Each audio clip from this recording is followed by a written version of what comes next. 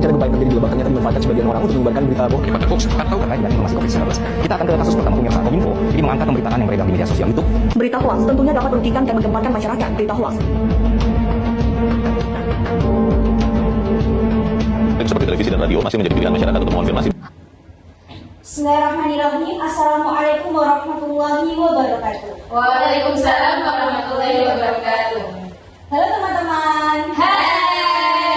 Selamat datang di podcast Edukasi Pemikiran Pendidikan Islam. Perkenalkan saya Vita dan hari ini saya ditemani oleh 3 narasumber yang akan membahas tema yang sangat dekat dengan kehidupan kita, yaitu Al-Ghazali dan media sosial. Masih relevankah pemikirannya di era digital? Di zaman sekarang, hampir semua orang menggunakan media sosial setiap hari. Namun, apakah penggunaan media sosial kita sudah sesuai dengan nilai Islam? Nah, untuk menjawab pertanyaan tersebut, mari kita mulai diskusi kita. Sebelum membahas media sosial, mungkin banyak teman-teman yang belum begitu mengenal siapa itu Al-Ghazali. Bisa dijelaskan siapa beliau? Bisa dimulai oleh Kak Cila. Oke, sangat besar. Imam Al-Ghazali adalah salah satu ulama filsuf Islam yang sangat berpengaruh. Beliau lahir pada 1058 Masehi di Persia. Salah satu karya terkenalnya adalah Kitab Ihya Ulumuddin. Dalam pemikirannya, Imam Al-Ghazali sangat menekankan bahwa tujuan utama ilmu adalah mendekatkan manusia kepada Allah sekaligus membentuk akhlak yang baik. Beliau juga mengingatkan bahwa ilmu tanpa akhlak dapat membuat kerusakan. Ya, berarti menurut Al-Ghazali kecerdasan saja tidak cukup ya Kak Cinta? Ya, betul sekali. Seseorang bisa saja sangat pintar, tetapi jika tidak memiliki akhlak, maka ilmu akan disalahgunakan. Karena itu, Imam Al-Ghazali sangat menekankan pentingnya pengendalian diri, kejujuran, dan menjaga hati dari sifat-sifat yang buruk seperti riya, sombong, dan dengki. Ya, terima kasih Kak Cila. Oke. Kalau kita lihat sekarang, media sosial sudah menjadi bagian dari kehidupan sehari-hari. Menurut Kak Novi, bagaimana kondisi media sosial saat ini? Tentu media sosial sebenarnya memberikan banyak manfaat ya untuk kita sebagai seseorang yang mahasiswa yang senang menggunakan media sosial tersebut.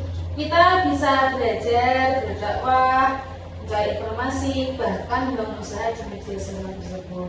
Namun di sisi lain, ada juga banyak masalah seperti penyebaran hoax, bullying, ujaran kebencian, hingga kebiasaan pamer dan flexing yang dapat memicu iri hati seperti itu.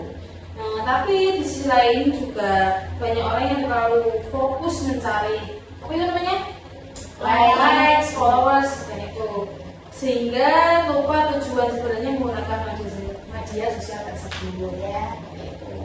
Kalau dikaitkan dengan pemikiran Al-Ghazali, apakah fenomena tersebut sudah pernah beliau singgung Kak Novi? Mungkin pernah ya, tapi kan saya tidak hidup di zaman Imam Al-Ghazali seperti itu. Meskipun Al-Ghazali hidup jauh sebelum internet ada, beliau sudah menjelaskan pentingnya menjaga hati dan niat dalam setiap perbuatan seperti itu. Misalnya ketika seseorang membuat konten hanya untuk dipuji dan dianggap hebat, itu bisa termasuk sifat ria atau sombong seperti itu. Terus setiap amal sebaiknya dilakukan dengan niat yang ikhlas. Ikhlas kan nggak baik juga. Iya. Jadi nilai yang diajarkan Imam Al-Ghazali masih sangat relevan untuk penggunaan media sosial saat ini. Baik, terima kasih Kak Novi. Kak Lala, menurut Anda apa saja nilai Al-Ghazali yang bisa diterapkan dalam bermedia sosial? Ada 3 nilai penting. Yang pertama adalah menjaga niat. Sebelum mengunggah sesuatu, kita perlu bertanya kepada diri sendiri, apakah konten ini bermanfaat atau hanya ingin mencari perhatian. Yang kedua adalah tabayyun, yaitu memeriksa kebenaran informasi sebelum membagikannya. Yang ketiga adalah mengendalikan diri. Tidak semua komentar harus dibalas dengan emosi Al-Ghazali mengajarkan pentingnya mengendalikan hawa nafsu dan menjaga akhlak dalam berinteraksi.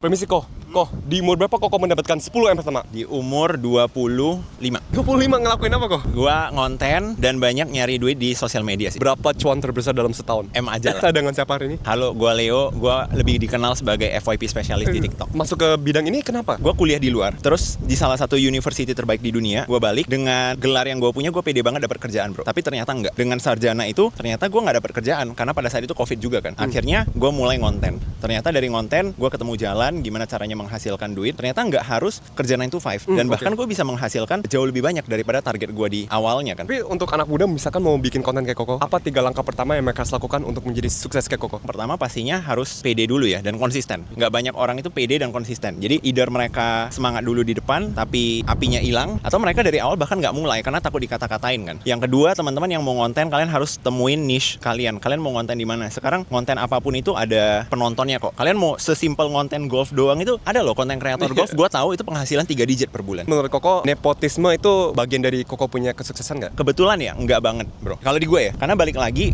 gue bisa dibilang generasi pertama yang mulai konten. Orang tua gue itu bisnisnya konvensional banget, kayak ya kita standar Cindo lah, punya toko gitu kan. Tapi gue memilih untuk punya karir sendiri. Bukan berarti gue nggak dapat privilege ya. Privilege gue itu tiap hari gue bisa balik ke rumah, gue tahu di meja tetap ada makanan. Tapi ketika gue membangun karir ini sebagai konten kreator, itu bisa dibilang gue nyari jalannya itu usahanya sendiri. Walaupun gue nggak bisa pungkiri respon secara mental dari keluarga itu pasti ada dong. Apa sih satu nasihat kehidupan yang paling bagus yang Koko pernah mendapatkan? Jaga nama baik kita ya. Jadi Reputasi. sekalian reputasi itu penting banget. Jangan sampai reputasi kita hancur. Lu mau punya duit banyak pun orang nggak mau ambil duit. Tapi kan susah nih Ko, maksudnya content creator cenderung mereka turun ketika mereka baru ngonten setahun atau 2 tahun nih Ko. Gimana sih agar Koko bisa stay relevan dalam konten scene-nya ini? Harus selalu improve konten kalian ya. Jadi contoh, orang itu misalnya seneng lihat satu sosok atau berita tertentu itu pasti ada batas waktu tertentu. 2 bulan lupa, 3 bulan lupa. Makanya harus come up with something new. Thank you banget ya Ko untuk nasihat hari ini. Jadi sebenarnya media sosial bukan sesuatu yang buruk ya Kak Lala. Ya benar sekali, media sosial hanyalah sebuah alat yang menentukan baik atau buruk adalah bagaimana manusia menggunakan media sosial tersebut. Jika digunakan untuk belajar, berdakwah, dan berbagi ilmu, maka media sosial bisa menjadi sarana yang sangat bermanfaat. Ya. Kalau begitu, apa solusi yang bisa kita lakukan sebagai mahasiswa? Bisa dimulai dijawab oleh Kak Cinta yang pertama. Oke, yang pertama adalah membiasakan berpikir sebelum mengunggah sesuatu. Itu yang pertama. Ya, yang kedua Kak Novi. Yang kedua bisa mencari informasi dan tidak mudah menyebarkan berita yang belum jelas kebenarannya seperti itu. Dan juga Lala. Yang ketiga, menggunakan media sosial untuk hal-hal yang positif seperti berbagi ilmu, berdiskusi, dan menyebarkan nilai-nilai kebaikan. Selain itu, kita juga perlu membatasi waktu penggunaan media sosial agar tidak mengganggu belajar maupun aktivitas ibadah kita. Ya, terima kasih. Baik teman-teman, dari diskusi hari ini kita dapat memahami bahwa meskipun Al-Ghazali hidup hampir 1000 tahun yang lalu, pemikirannya masih sangat relevan untuk menghadapi tantangan media sosial di era digital. Beliau mengajarkan pentingnya akhlak, keikhlasan, pengendalian diri, dan penggunaan ilmu yang membawa manfaat. Semoga kita semua dapat menjadi pengguna media sosial yang lebih bijak dan bertanggung jawab. Amin. Saya Vita bersama Kak Cinta, Kak Novi, serta Kak Lala mengucapkan banyak-banyak terima kasih atas perhatian teman-teman. Wassalamualaikum warahmatullahi wabarakatuh. Waalaikumsalam warahmatullahi wabarakatuh. Apa yang bisa bikin kita deep sleep? Gak boleh kepikiran dan gak main gadget, gak kena cahaya. Ya. Jadi kalau kita tidur, kita main, yang paling ganggu deep sleep adalah kamu hobi scroll TikTok sebelum tidur. Itu akan membuat aktivitas otak itu masih beraktivitas, jadinya dia nggak deep sleep, mimpinya jadi terkait TikTok. Berarti Instagram nggak apa-apa? Nggak apa-apa, nggak masalah. Instagram nggak apa-apa dong? Nggak masalah. Facebook? Kan dari TikTok. Tadi kan TikTok katanya. Cinta bilang TikTok. Lah kita Instagram, Facebook. Iya betul. TikTok doang. Iya. Main medsos. Medsos nggak boleh. Terpapar cahaya itu ya. Ya, main gadget apapun. Karena cahaya-cahaya saat malam itu ketika kita tidur, otak tuh masih nggak menurunkan aktivitas. Jadinya kita rapid eye movement. Makanya kalau kamu nonton horor-horor, kamu malam mimpinya jadi buruk. Karena masih kepikiran, memori kan. Amigdalanya bekerja tuh. Nggak juga, nggak selalu. Ya kamu jelek soalnya.